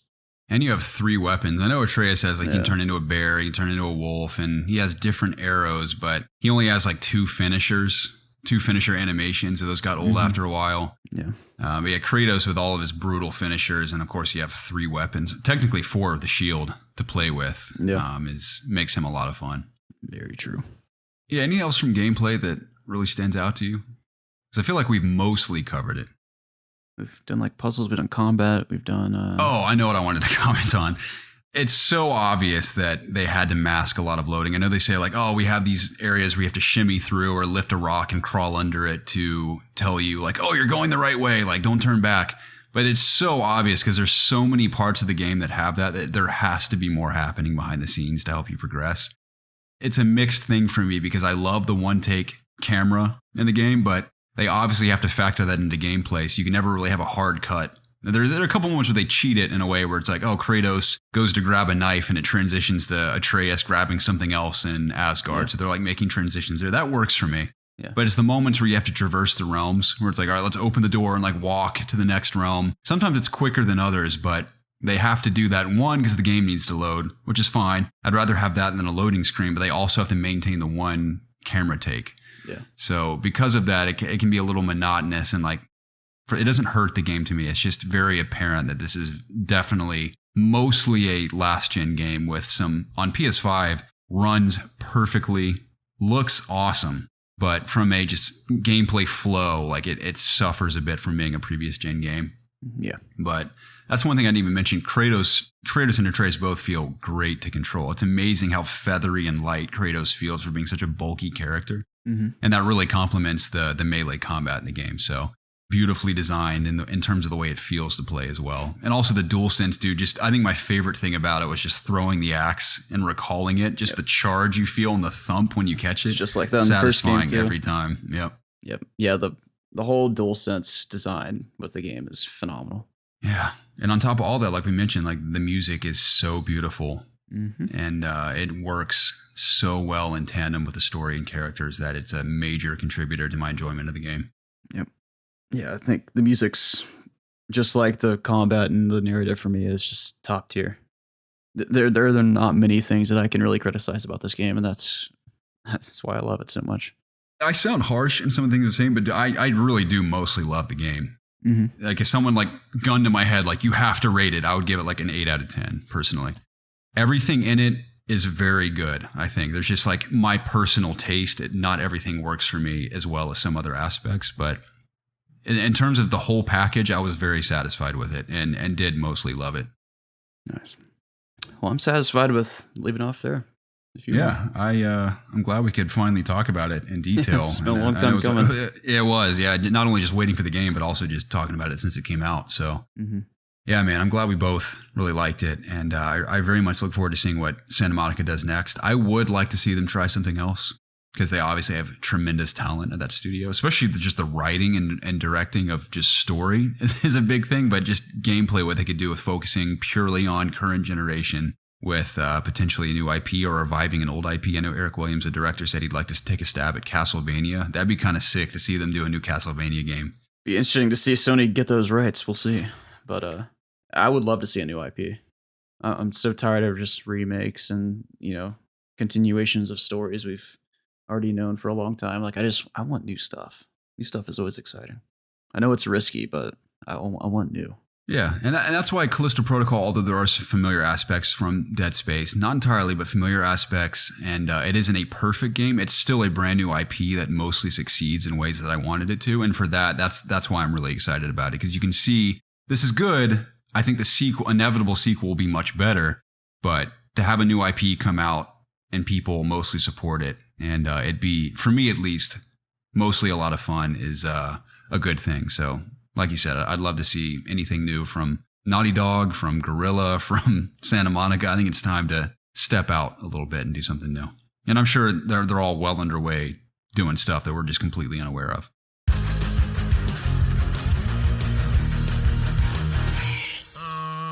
This is the part of the show where we answer your questions submitted through any of our social media at ItsObviousGaming, the AskIOG section of our Discord channel, or emailed to us at itsobviousgaming@gmail.com. And if you want your question read live on the show, always include the hashtag AskIOG. First one comes from Turtle Shrugged. We did answer these once, obviously in our corrupted episode from a couple weeks ago, but it'll be interesting to see how we answer them differently today. And I don't totally remember what we said, so that helps. Turtle Shrug says, howdy fellas. Just picked up a PS5 yesterday, and I've only had time to mess around with Astro's Playroom for a bit before having to work an 18-hour shift. And I think we did say back then that 18 hours is pretty brutal. He says, anyways, The question is this: what are some other games that you have played that take advantage of everything the controller can do? I'm hoping it isn't a gimmicky thing that they have one game to really show it off, and then other games just don't really utilize it all that much. Part 2 to that question would be, what kind of features and ideas in games do you think would be cool to see using the controller? Just like any cool ideas you can think of. Thanks for being awesome and keep up the good work. Hope you have a great day. Same to you, Turtle I Shrug. didn't really have a good answer first time, but God of War. Both of them. Mainly, most of the PS5 exclusives take full advantage of it. Mm-hmm. The more obvious ones, I think, are God of War. Dude, Callisto Protocol's DualSense features are incredible. What do they do? How good they feel. The feedback from hitting and dodging, very satisfying. It's just so everything about the game. A lot of people are kind of criticizing this, but I like how heavy your character feels. He feels very tanky. I've gotten so used to the combat that doesn't bother me. I up my sensitivity a bit, so he feels great to play to me, but it's just very meaty and chunky feedback when you hit and dodge. All the weapon trigger pulls and the way they pulse through the haptics of the controller feel awesome. Not to mention when you're sprinting. A lot of people don't like this, but I like when you can feel footsteps of your character moving. So it doesn't do it while you're walking, but if you sprint, you have a subtle feedback of his feet pounding the ground. And it's weird to say, but when you're traversing the menus, it's almost like a sensual feeling in your hands, because the way that they do these subtle like ticks in the handles of you pressing inputs that are just very like tingly in a way that feel good. And also when doors open and close, you feel like this whooshing in your hands of them. It just feels very intense and meaty in Callisto. Not to mention the 3D audio greatly complementing that. So I think the auditory feedback and surround sound mixed with what you're feeling in your hands is a huge visually and audibly engaging experience. I think Callisto is recently a great example of DualSense. Horizon also is excellent from what I've played. Not only just all the ways the different bows feel to pull and shoot arrows, the impact of robots hitting you, obviously. One of the cooler things that's kind of the kind of stuff you see in Astro's Playroom, which is like the true demo of the controller, is when she crouches in tall grass, you can feel it brushing against you. It's a really interesting feeling in your hands. I think Last of Us Part 1 also does a great job of all the different trigger pulls, and the recoil feels different for each weapon. So that's a standout to me. So I'd say really any PS5 exclusive, and even a couple of third-party games, Call of Duty notably, take great advantage of it. Modern Warfare 2, with all the haptics and triggers on, feels awesome, but I wouldn't recommend it from like playing competitively. If you're going to play campaign, I'd say use the haptics if you're on PS5, because it just feels awesome. But I found them distracting in multiplayer, but it is a very cool sensation on controller with the DualSense in Modern Warfare 2. Returnal's also very good. So again, any PS5 exclusive, recommend it. I can't think of any others that really stood out to me. I haven't played a whole lot of games on my PS5, so it's hard for me. Those are really where we want to look for the controller features. Because those games I'm pretty sure they have to some degree. I'm sure that maybe they don't have to, but I think they're maybe encouraged, or they might have like, Sony might even have like a team that like goes in and like tries to work with the developers to, I mean, I don't know. I have no idea how it works. Like maybe they're just encouraged to do it, and maybe they get more money. I don't know, from Sony. Who knows? That's why I like the Astro's Playroom is not only just a really fun, surprisingly fun game to play, not only just like a action platformer, but also as a PlayStation fan, but it is the ultimate showcase of everything that controller can do. So I think it's there for both players to enjoy and also developers to be like, oh wow, like look at everything we can do, and you can get really creative with it. One minor thing about Demon Souls that I thought was so sick that I loved is that whenever you ignite your sword in flames, you can feel the flames like trickling in your hands when your weapon's on fire. It's so cool. As far as ideas for the part 2 of the question, I know we've talked a lot about Hogwarts Legacy, and I'm very interested in such a magical world, how you can make the controller feel as magical as possible. There are so many things you could do. One of them, notably for me, I think it'd be so cool if you do Lumos to light up your wand, and similar to Demon Souls, it doesn't really crackle in your hand, but there's like a whirring feeling of like your wand is ignited. And you kind of feel like a very subtle whirring in one of your hands. It'll like light up your controller. Yeah, it's like whatever they can do to make it feel a certain way. Like think about you're always holding a wand in Harry Potter. So I like the idea of doing Wingardium Leviosa and having some sort of like floaty effect in the haptics that make it feel like some you're sort of like kind of like anti-gravity feeling. Yeah, like it's pushing against you. Imagine charging up a spell like that. It's kind of like Kratos with the axe. You can feel like the haptics increasing the closer it gets to your hand. There's that really big thud when it hits your hand. Pressure is building within the wand. Exactly. Like stuff like that would be cool. Imagine like Stupefy feeling like a shotgun almost. Like when you fire it off, it's like a really thick and chunky like thud in the controller when it fires off. But you can kind of feel it charging up a little bit. Maybe Expecto Patronum feels like a tornado whirring in your hand when you like charge it up and shoot out your Patronus. So many cool things they could do that. Imagine how they could make the broomstick feel on PS5. What they could do there. Could be cool. Man, there's like so much you could do with Harry Potter. I have like highest hopes in terms of just upcoming games with the DualSense. Harry Potter is a big one for me. 100%. Any other ideas you have in your mind, Jacob, for the DualSense? Not right now. No. I like that you mentioned Harry Potter though. I hope they do some good stuff with that. Oh, yeah. Well, Tortoise Shrugged, thanks for writing in, man. I hope you enjoy your PS5. And definitely check out any other PS5 exclusives that intrigue you. You're in for a good time with the DualSense. Lastly for today, Jacob, Waximus writes in and says, "Good morning, fellas. Hope you all are well on this fine Saturday. It's Sunday for us now, but I think when he wrote this in, it was obviously Saturday. I work in the IT field, and 99% of my work is done from home. I often have a significant amount of downtime during the day, and I often occupy that time with gaming. If you must choose a top 3 to 5 games to play while working or listening to a podcast, what would those games be? I have heard you guys mention good podcast games in the past, and I'm curious what those rankings would be." I got a new one, Jacob, but after you. Do you ever have to grind things or that you need to just gather resources and stuff? Like a World of Warcraft, a Destiny 2, Diablo is great. What was that game you played, Garrett, on PS5? It was like the one where you had to go through levels, I think. They got harder. Oh, Returnal? Yeah, Returnal. Maybe that could be good. Yeah. Yeah, that could be a good podcast game. There's like minor story stuff in there. It's mostly a strictly gameplay experience. It's kind of like playing a third-person action. What's that game they did for PS4? Can't remember the name of it, but it's great. It's the little jet game where you go in a circle. Retro Gun or something, what's it called? Resogun. Oh, Resogun. I think it's Resogun. I forgot that existed. So yeah, Returnal could potentially be a good podcast game. Recently, Preston said that Gotham Knights, if you can even bear playing that game, he said it was a great podcast game. For me, recently, I haven't played Darktide with friends yet. I can imagine I'd be a little more focused on whatever's happening in the world if I was playing with friends. But I've just been mindlessly shooting enemies playing that game, which is very enjoyable to me to just kind of turn my brain off and just kill hordes of enemies. I can see that being a pretty solid podcast game because there's a lot of grinding in the sense that you're doing missions to garner income and other rewards that you invest back into your character to progress further. That's kind of in a sense, sort of a grindy game that doesn't really require too much focus on narrative or character. So you could really throw on a good podcast and play that game as well. I can't think of any more right now. You got any more? I think although Vampire Survivors has a great soundtrack, I could see that also being a great podcast game. Yeah, for sure. From what I've played.